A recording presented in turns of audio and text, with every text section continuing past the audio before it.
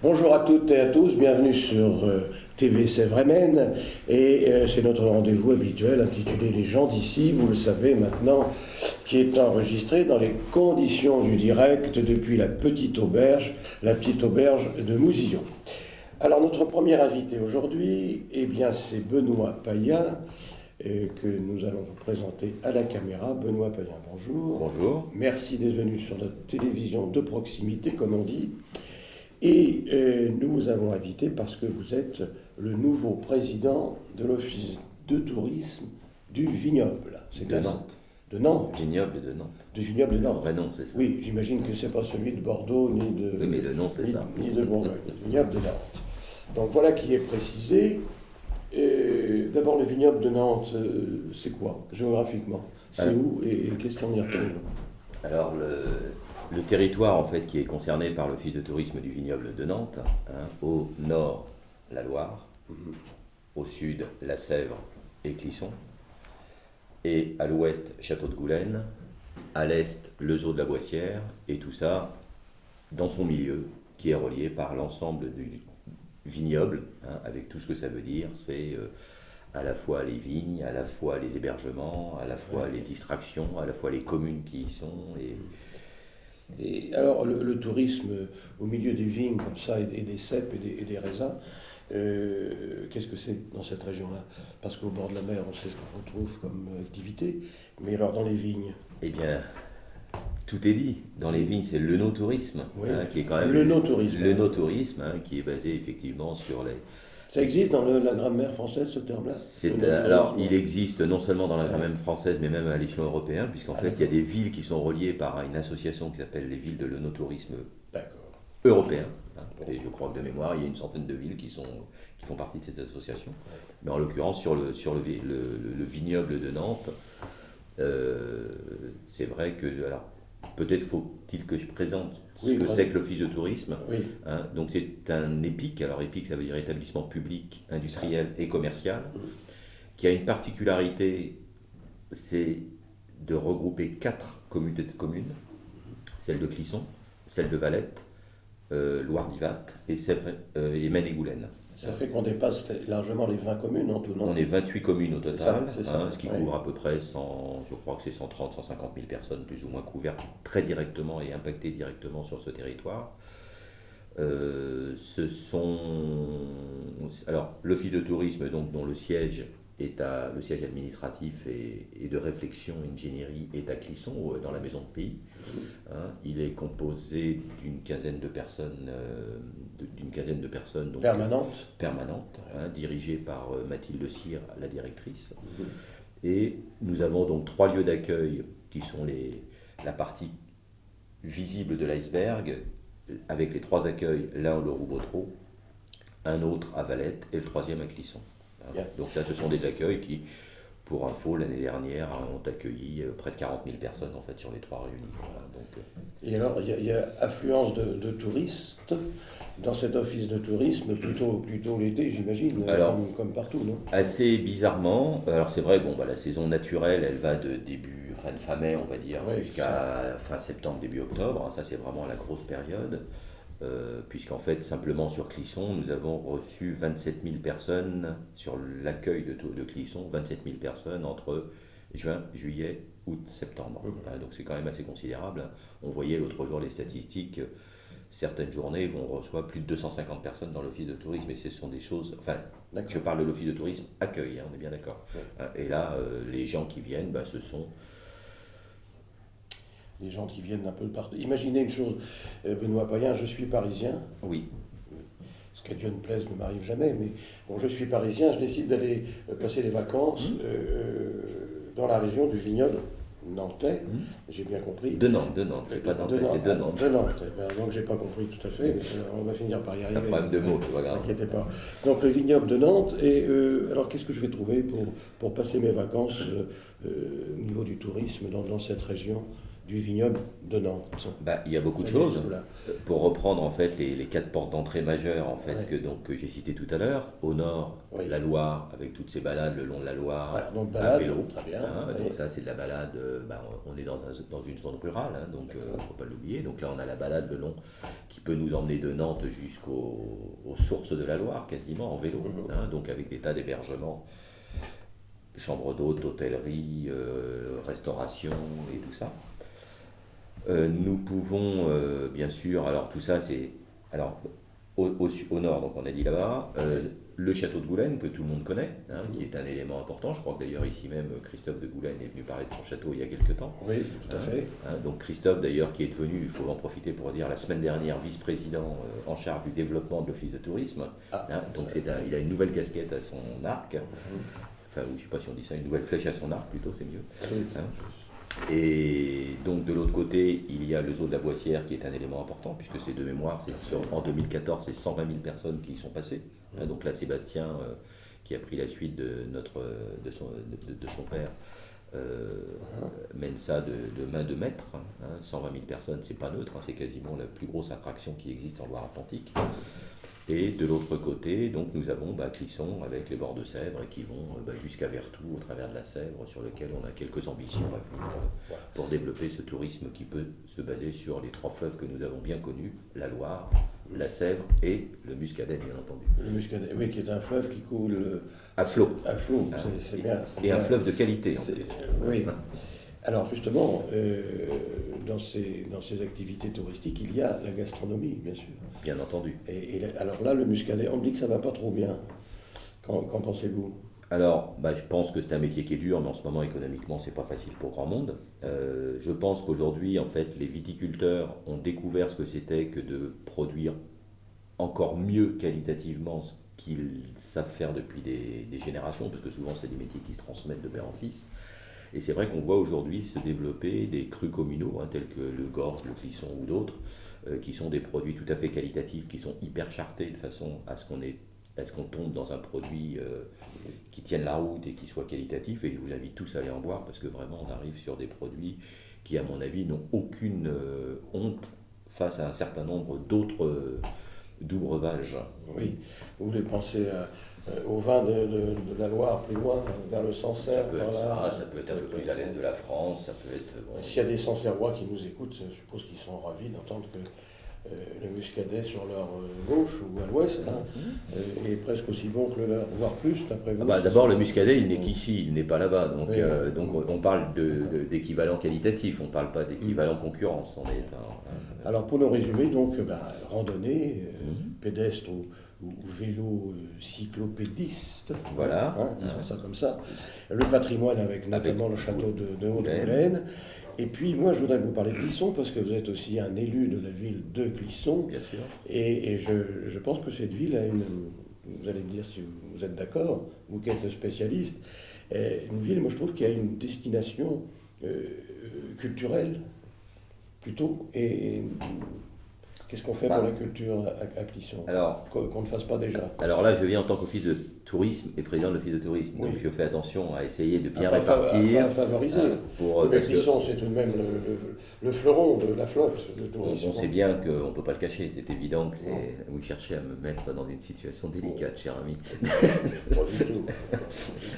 Bon, Clisson, c'est tout le monde connaît Clisson. C'est vrai qu'il n'y aurait pas le château de Clisson, il n'y aurait pas ces quelques kilomètres, le bord de la Sèvre, avec tout ce qui a été mis au travers des siècles et des années, on n'aurait pas Clisson, certes. Clisson, c'est une facilité à 16 minutes par le train du centre-ville de Nantes aussi, parce que maintenant on a quand même, nous allons avoir à partir du 5 juillet 23 allers-retours quotidiens qui vont nous mettre vraiment tout proche de la métropole locale. Et aujourd'hui, il y a ce train qui est une facilité d'accès. Il y a la Sèvre qui en est une autre, sur lequel on a des réflexions en ce moment sur comment faire venir le tourisme qui vient d'abord dans la métropole de Nantes, et pourquoi pas les attirer vers notre territoire au travers des différentes possibilités d'accès qui sont la Sèvre, qui sont le rail, qui sont la route, et qui sont aussi le vélo, au travers de sentiers pédestres et cyclistes. Comment se fait-il qu'il n'y ait pas plus d'activités sur justement ces rivières? puisqu'on en parle beaucoup. Alors, moi, C'est pas, là, il n'y a pas là un moyen de développer quelque chose? Alors, je pense que là, justement, on est vraiment en pleine réflexion là-dessus en ce moment, et on le fait d'ailleurs conjointement avec le voyage à Nantes également aujourd'hui, parce qu'on est complètement dans une synergie de travail, parce qu'en fait, eux ont développé beaucoup Nantes, Saint-Nazaire et tout ce qui va autour. Autre aujourd'hui, leur souhait, ce serait de venir vers notre territoire en mettant leurs pattes, parce qu'ils ont un vrai savoir-faire, mais ceci étant, notre territoire à nous, Office de tourisme, doit garder sa spécificité, parce que l'objectif, ce n'est pas de donner la casquette que nous avons en tant que responsabilité pour le développement du tourisme et de l'œnotourisme, c'est de venir en complément de ce qui se fait là-bas et d'apporter des solutions pour toujours faire venir plus de monde, certes, mais aussi faire tout pour que les gens restent un peu plus longtemps. Parce qu'on sait bien qu'aujourd'hui, la difficulté du tourisme, c'est de faire rester les gens. Parce que le tourisme, c'est une partie non négligeable de l'économie locale. Les gens qui viennent manger, qui viennent boire, qui viennent profiter des caves, qui viennent visiter les lieux, c'est autant d'argent qui donne de l'activité locale. Et je n'oublie jamais que je suis également à la communauté de communes en charge, je fais partie de la commission de développement économique, et à la commune également, et que mon rôle à moi, c'est d'essayer de trouver des solutions. Alors je me sens complètement à l'aise dans ce rôle nouveau qui m'a été donné il y a 2 mois maintenant, parce que je pense qu'on a je suis aussi chef d'entreprise accessoirement, je l'ai été pendant 40 ans, et c'est vrai que donc complètement dans un rôle de développement. Alors, il faut se donner les moyens, il faut avoir des ambitions, il faut les mettre en œuvre, parce qu'on est quand même dans une période où mettre des nouveaux sujets en place, ça coûte de l'argent, et qu'on n'est pas forcément dans une période où on nous dit que les vannes sont toutes ouvertes. On est plutôt sur un message permanent, réduction des budgets. Voilà. Alors qu'est-ce que le nouveau président de l'Office de tourisme que vous êtes a dans sa besace comme projet, si toutefois il en a, mais j'imagine que oui. Si je vous disais non, j'aurais aucune raison d'être là, voilà. J'espère. Alors le premier, c'est que nous avons validé, une chose qui paraît tout à fait anecdotique, mais c'est vrai qu'aujourd'hui, les offices de tourisme sont classés comme les villes fleuries, comme tout ça, et aujourd'hui, nous n'avions plus de classification officielle. Et donc là, nous avons validé, maintenant c'est en préfecture pour que ça passe, valider un classement 2e catégorie qui est juste. La première étant la plus importante, la plus qualitative. Nous avons validé le principe de passer en 2e catégorie, et nous en avons absolument toutes les normes qui sont rentrées, qui sont déjà en œuvre aujourd'hui. Donc maintenant, c'est plus un problème de papier. Juste une dernière question, Benoît Payen. Est-ce que c'est toujours un peu le problème dans le tourisme en général en France? Est-ce que l'hébergement est suffisamment attractif? Y a-t-il suffisamment de lieux d'hébergement pour des touristes qui viendraient, on peut rêver, en grand nombre, en très grand nombre? Alors, je pense qu'il y a un chiffre important. Il y a 3 ans, il y avait à peu près 40 à 50 000 nuitées sur le territoire. C'est ça. En 2014, il y a 120 000 nuitées qui se sont faites. Donc ça veut dire qu'il y a quand même une évolution majeure du nombre de nuitées, donc ça c'est plutôt rassurant puisque ça crée vraiment de la richesse locale. Globalement, on a eu la chance de voir un certain nombre d'hôtels de qualité, ça c'est pour les parties les plus visibles, mais également dans beaucoup d'hébergements, nous avons des chambres d'hôtes qui tirent de plus en plus vers le haut, et je pense que ça c'est quelque chose que les gens commencent bien à comprendre, qu'on n'accueille pas les gens dans des soupentes. Et là, on a vraiment, aujourd'hui, on a près d'une centaine de prestataires, en fait, aussi bien en chambre d'hôte, hôtel et restauration. Et ça nous fait quand même des choses qui commencent à tenir la route. Et je pense qu'aujourd'hui, tout le monde trouvera son niveau, parce que ça peut être des hôtels de charme, ou des chambres plutôt charmantes, agréables et douces. Et en cette nuit, en ce week-end de la Saint-Valentin, je pense que tous les couples heureux et joyeux d'être ensemble peuvent trouver. Oui, vous n'allez pas faire concurrence au Carlton de Lille tout de même, non?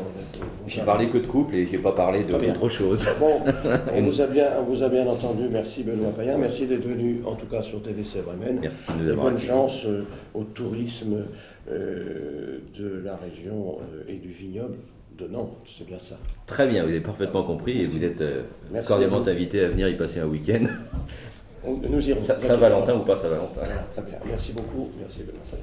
Notre second invité pour cette émission d'aujourd'hui, il s'agit de Paul Hirtz, c'est bien ça? Exactement. Qui est le directeur de Prestalis. Alors, pourquoi êtes-vous là? Tout simplement parce que vous avez une activité tout de même un petit peu originale, et à la fois communication, à la fois lancement, marketing, promotion.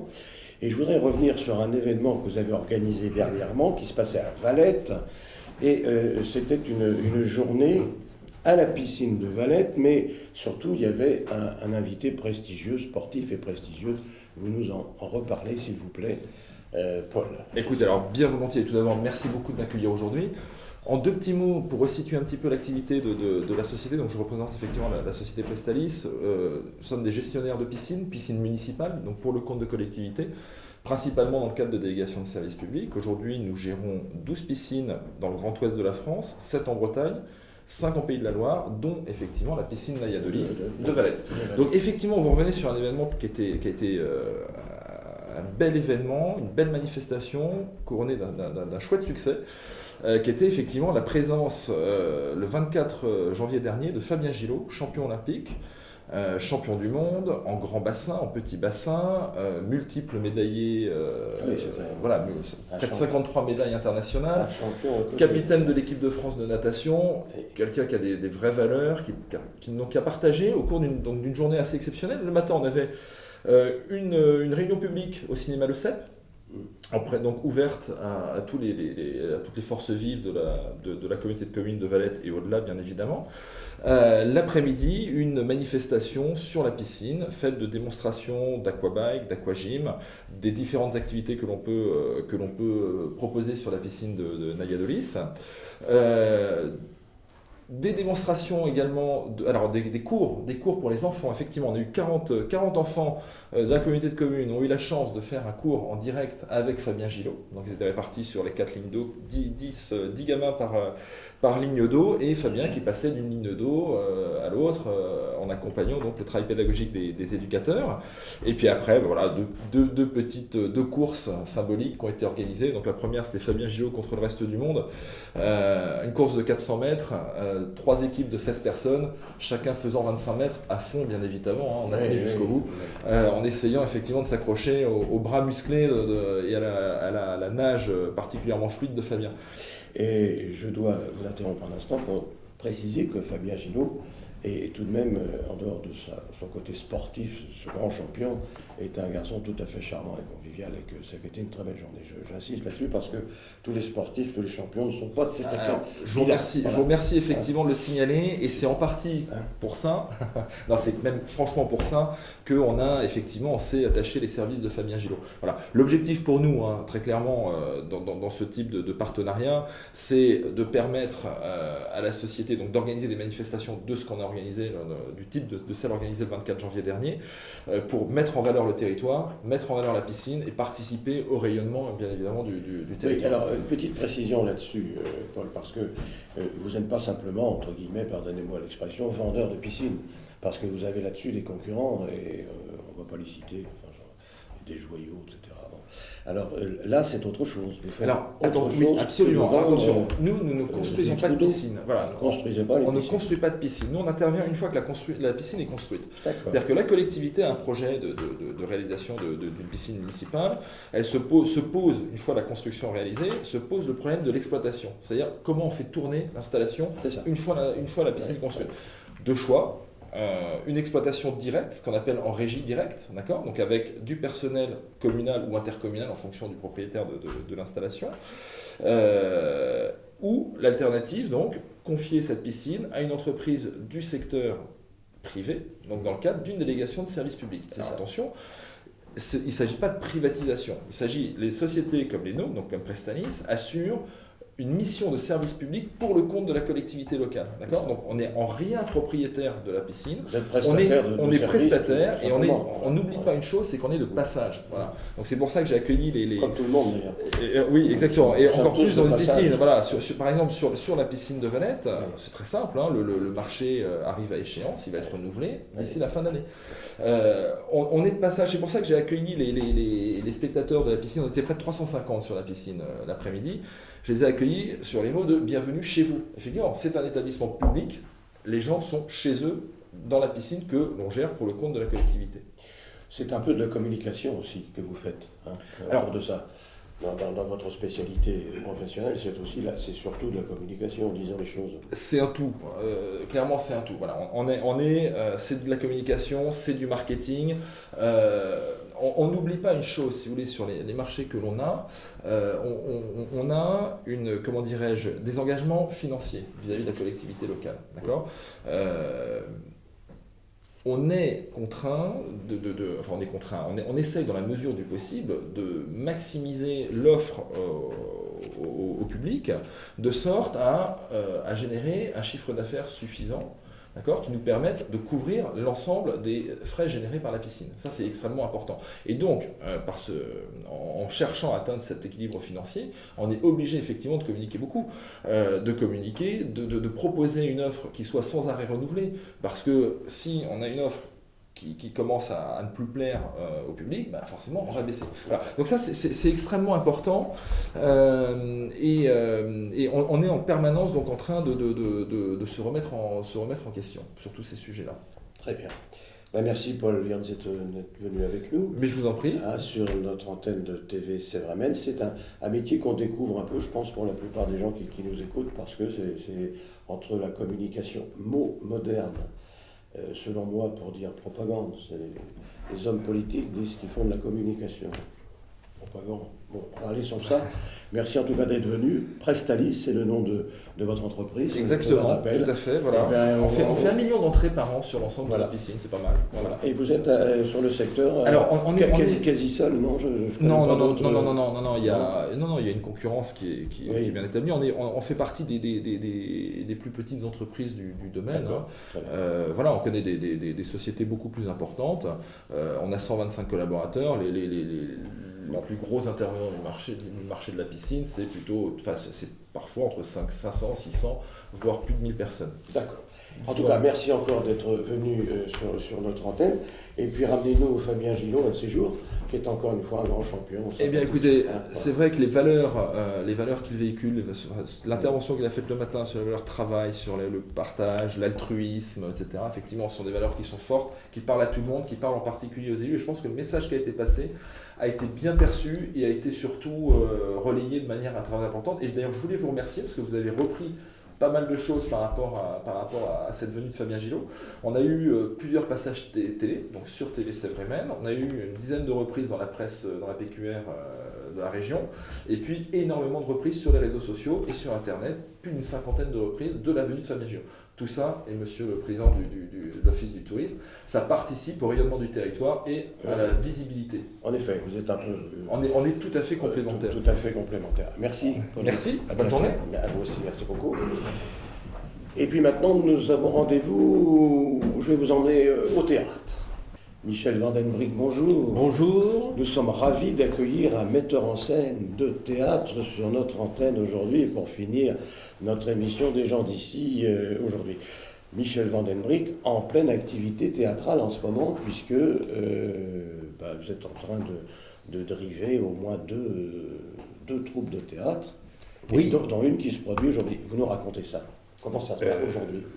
Oui, alors il y a les Bouffons de Valette qui ont terminé il y a peu de temps. Ils jouent un spectacle sur Molière. Et là, en ce moment, il y a la troupe de Gorge qui se produit et qui présente une pièce d'Eugène Labiche, le plus heureux des trois. Que des auteurs connus, pour l'instant Molière, Labiche tout de même. Oui, c'est un peu un hasard. C'est un peu classique. D'habitude, maintenant, on voit beaucoup de pièces... Oui, de temps en temps. Intellectuello-parisienne, je sais pas comment. Oui, non, mais de temps en temps, les troupes ont envie de se faire un petit plaisir et puis de jouer en costume, un texte de qualité. Alors, comment devient-on, Michel, un metteur en scène comme ça lorsqu'on est en province, qu'on n'est pas dans les petites cuisines parisiennes, petites chapelles de la capitale? Ça doit pas être facile, non? Ah non, c'est pas facile. De mettre en scène du théâtre en province. Ben, c'est pas facile, sauf qu'en Loire-Atlantique, on est dans le département du théâtre, puisque c'est en Loire-Atlantique qu'on trouve la plus grande quantité de troupes amateurs. Donc il y a une pratique amateur qui est très très importante, beaucoup plus qu'ailleurs d'ailleurs. Et puis, il y a aussi un public très très important. Il y a des grands comédiens en Loire-Atlantique, hein, c'est vrai, dans tous les domaines d'ailleurs. C'est peut-être pour ça que le théâtre marche bien. Oui, c'est possible. Alors, comment vous faites, Michel Vandenbrik, pour recruter, par exemple, vos comédiennes et vos comédiens? C'est vous qui les choisissez? Ah ben, moi, je recrute personne. C'est des gens qui comment ça se s'inscrivent au passe? sein d'une association qui gère une troupe de théâtre amateur. Et c'est ouvert normalement, comme toute association, à toutes les personnes intéressées. Il n'y a pas de sélection, vu que ce sont des troupes amateurs. Ah, c'est ça, vous faites jouer tout le monde, en somme. On essaie de faire tous jouer les, tous les adhérents et adhérentes pour essayer de faire jouer tout le monde. oui. Et vous avez votre libre arbitre ou vous critique, ou c'est l'autogestion, comment ça se passe voilà, Pour le choix des pièces. Oui, le choix des pièces, et ensuite la mise en scène. Chaque troupe a son fonctionnement. Il y a des troupes comme à Valette qui ont un comité de lecture qui lisent des pièces à longueur d'année pour en sélectionner. Bien. Et il y a d'autres troupes qui demandent au metteur en scène de choisir, et il y a d'autres troupes où il y a quelques éléments qui choisissent pour les autres. C'est toujours la phase la plus délicate, ça. C'est le choix de la pièce. En moyenne, pour présenter une pièce au public, il vous faut combien de temps de répétition, de préparation voilà. En général, on met 5-6 mois. Ça va assez vite tout de même. Oui, enfin, tout dépend du projet. Hein. Les projets qui sont plus lourds, il y a des fois, c'est beaucoup plus long, mais en moyenne, on va dire, en moyenne. Alors, au cours de votre carrière de metteur en scène de province, c'est pas péjoratif du tout. Ah, pas du tout. Est-ce que vous avez parfois décelé des talents qui aillent au-delà de l'amateurisme? Ah oui, ça arrive. Ça arrive, ça. Ça arrive. Bon, c'est pas fréquent, mais ça arrive. Oui. Sur les deux pièces là, que vous êtes en train de diriger, celle de Molière qui vient de se terminer et celle de La Biche qui vient de commencer, est-ce qu'il y a des talents particuliers là, que vous avez découverts? Moi, je travaille beaucoup sur l'homogénéité du spectacle. Ça ne m'intéresse pas, moi, que le public me dise un tel est bon. Moi, j'aime entendre dire la pièce est bonne, les comédiens sont bons, mais avoir un seul comédien qui est bon, c'est comme dans une équipe de football. Oui, ça va pas fonctionner. C'est ça. Bon, donc c'est la grande communauté. Voilà, il faut que ce soit homogène, il faut que ça tienne la route, comme à Gorges, où moi, je trouve que c'est réussi là-dessus, puisqu'on a un spectacle qui est très homogène, qui tient bien la route. Oui. Alors après, comme ce sont des amateurs, ils ont tous des moments de faiblesse, il y a des soirs où ils sont moins bien que d'autres, d'ailleurs comme tout le monde, les professionnels aussi, j'allais vous le dire. Il y a des hauts et des bas. Alors si on vous donnait carte blanche, Michel Vandenbrik, pour dire voilà, on va jouer la pièce que vous choisissez, quel auteur, quels auteurs préféreriez-vous? Vous avez sûrement vos préférences dans la... Oui. Sans hésiter, moi je monterais L'Uburois d'Alfred Jarry. Que j'ai jamais eu l'occasion de monter ça, et ça m'intéresserait parce que c'est quelque chose de particulier. C'est moins qu'on puisse dire. Non, mais il y a beaucoup de choses à faire avec une pièce comme ça. Pourquoi est-ce qu'il y a des auteurs de théâtre dont on ne voit plus jamais leurs pièces jouées, que ce soit professionnel ou que ce soit amateur? Je vais vous citer un nom. Anouilh, on ne joue plus jamais Jean Anouilh, nulle part. Oui, parce que c'est très très littéraire et c'est une écriture qui passe maintenant pour être un peu dépassée. Les thèmes sont un peu dépassés. Puis il y a des modes, comme en musique, comme toute activité au théâtre, il y a des modes. Bon, dans la région, on préfère le théâtre comique, ce qui n'est pas le cas dans sur Anouilh, il y a des choses qui ne sont pas dramatiques quand même. Oui, mais... La foire d'Empoigne, c'est quelque chose de comique aussi, ça, non? Oui, c'est comique, mais c'est un peu passé, quoi. Ça n'est plus à la mode. Non, c'est plus à la mode. Je pense à Marcel Aimé aussi, par exemple. Marcel Aimé, c'est quelque chose d'extraordinaire. Mais on ne voit plus jamais. Là c'est pareil, c'est rarement joué, parce que ce sont des pièces qui sont difficiles. Souvent, il y a des rôles qui sont très compliqués dans les premiers rôles, comme dans la tête des autres et tout ça. C'est des rôles qui ne sont pas évidents. Bon. Et c'est rarement joué. Au Bouffon, on avait joué Claire en barre. Il y a un excellent souvenir, une très grande pièce. Et puis Les Oiseaux de Lune, qui est également une très très grande pièce et très difficile à monter. Oui. Une séance à l'Assemblée nationale serait comique, ça, à jouer, non? Et les textes ne seraient pas très compliqués. À première vue, moi je vois ça un peu statique. C'est-à-dire que le théâtre a besoin de mouvement. Oui, c'est vrai. Là, si tout le monde est assis, Bon, ça dépend, il y en a qui se lèvent pour aller boire un verre à la buvette Oui. de l'Assemblée, par exemple. Enfin, c'est plus pour moi cinématographique que théâtral. Oui, c'est vrai, c'est un peu... Alors, dites-nous en ce moment, c'est le dernier des trois. Non, le plus heureux des Le trois. plus heureux des trois, c'est le dernier d'ailleurs. Mais c'est un grand classique. Oui. Ça a été beaucoup. C'est La Biche. Et en ce moment, où est-ce qu'on peut aller voir cette pièce à Gorges, c'est ça? Alors, c'est au lycée Charles Péguy de Gorges, dans l'amphithéâtre. Oui. Ah ben ça va peut-être réveiller Peggy, parce que c'est pas très comique, Peggy. Donc on joue encore ce soir, demain. Ce soir, demain, et le vendredi, samedi, dimanche prochain. Voilà. Et vos projets pour les mois à venir? Ah bah, ensuite, il y a la troupe de Casson qui joue, et puis bon, après, Vous allez recommencer sur Valette, peut-être? oui, voilà, c'est un cycle. Avec un projet déjà, non? Non, pas pour l'instant. Pas encore. C'est pas choisi. Merci Michel Vandenbrick. Je vous en Et prie. puis bon courage, parce que metteur en scène à la campagne, c'est pas trop facile. Oui, hein. c'est pas facile. Mais bon courage quand même, et merci d'être venu. Voilà, cette émission se termine, merci de nous avoir suivis. Depuis, je le répète, le restaurant de la Petite Auberge de Mouzillon, c'est juste en face de la mairie. Ben voilà, je crois qu'on a tout dit. Merci messieurs, merci Benoît Payen, merci Paul Hirsch, et merci Michel Vandenbrick. Et rendez-vous le mois prochain. Bonsoir à tous.